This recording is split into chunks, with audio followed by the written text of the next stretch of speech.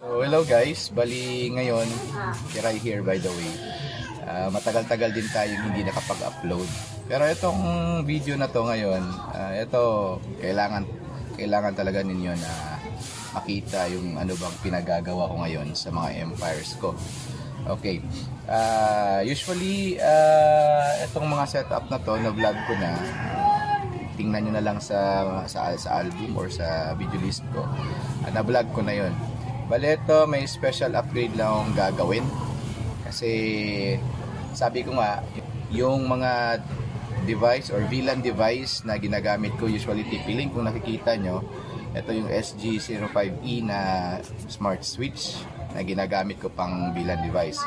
Tapos, sinasabi ko lagi, pag once ang lugar or ang ISP provider nyo sa isang lugar, hindi masyadong mataas yung latency or wala kayong problema sa ISP nyo, TP-Link lang okay na.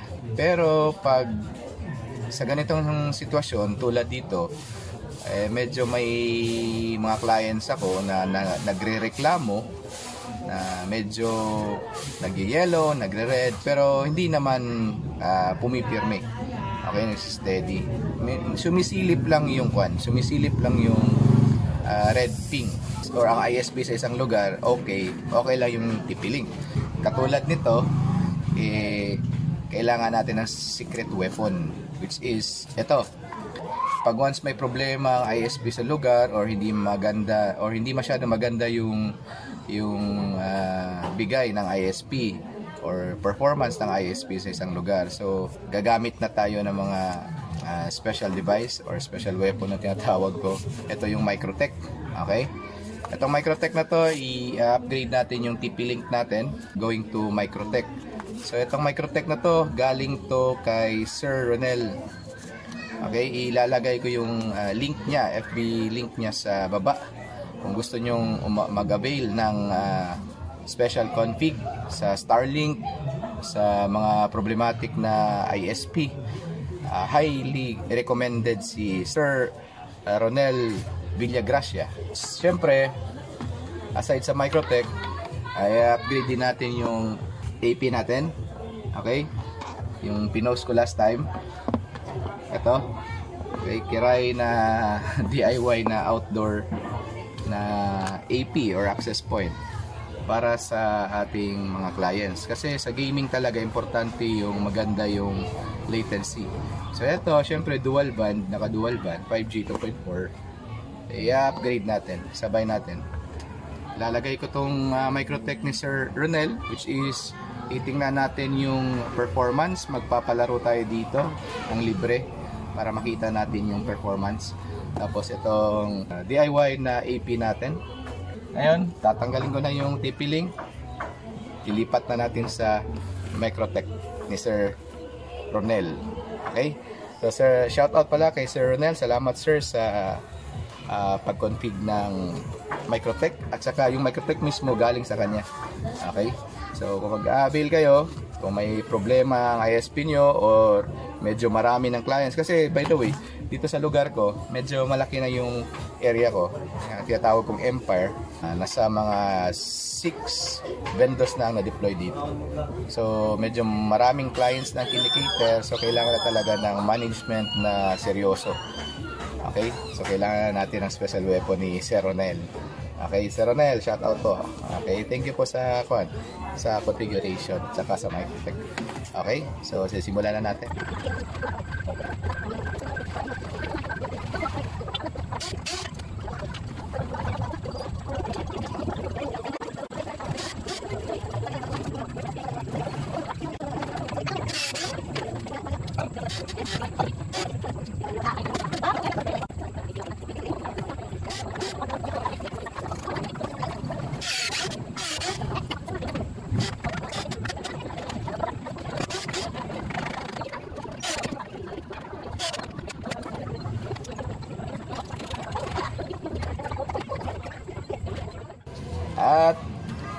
At yun guys, tapos ko nang ilagay yung Microtech ni Sir Ronel. Testing na natin sa mga sa gamers. Meron akong kinontratang isang player para siya maglaro. para matesting yung performance ng Microtech natin. Syempre, to see is to believe. Titingnan natin. Okay? So ito pala yung setup ko pag mga Empire nakakahot pala, nakabox, para pag sarado ng ng pinto, malinis tingnan, tapos hindi masyadong masakit sa mata at safe para sa mga daga at saka mga insekto. Okay? Hayaan nyo lang yan. Alam ko naman paano gumagana yung mga nakasaksak dyan, kaya no worries. Okay? Medyo magulo na. Siyempre, habang lumalaki yung network mo, lumalaki din yung dumadami din yung mga wires, di ba? So, yung Empire din dyan, nakaka-relate yan sa akin. Okay, so now guys, titingnan natin yung performance ng Microtech ni Sir Ronel. So, yun guys, bali testing na natin. Tapos, ito yung AP natin. Naka-dual band, 5G.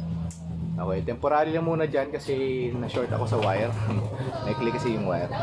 So next time, ililipat din natin sa labas. Tapos, nandito yung naglalaro ng ML. May pinatesting ako. Yung bed natin. Tapos, ayan. Dati kasi, naglalag. Okay, ngayon. Kamusta sir? Okay lang naman yung signal, sir. Smooth na smooth. Ayan. Ito yung sir, global player ng lugar namin. Global player na to. Okay, pinatesting ko guys. Wow. Ayan. Dati kasi naglalag. Sabi ko nga, walang problema sa ISP nyo, pwede na yung TP-Link lang. Pero ngayon, medyo marami ng clients, so naglalag, normal lang yan. Gumamit na tayo ng secret weapon natin na TP-Link. Ayan, buhay na. Yung ping natin is nasa, ano ba boss? Anong ping natin? 28, 20, 27, 27. 27, 28. Okay.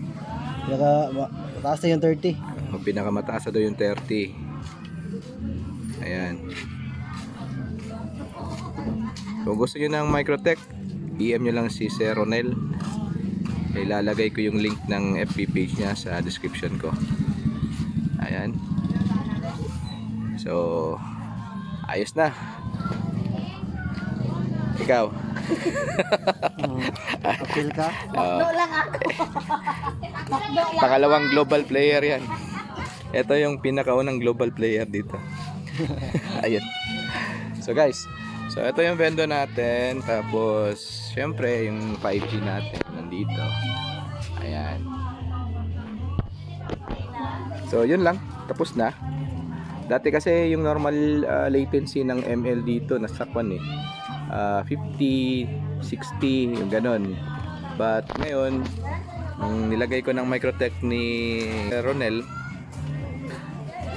yun, bumaba yung latency, nasa 26, 27, pinakamataas yung 30. Okay? So actually, hindi lang siya naglalaro.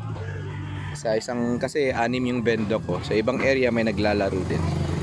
So yung ping dito mababa, lalo't na sa ibang area. Okay? So Sir Ronel, thank you po sa Microtech. Kung gusto niyo ng order guys, PM niyo Sir Ronel. Okay? So that's all for today. Goodbye.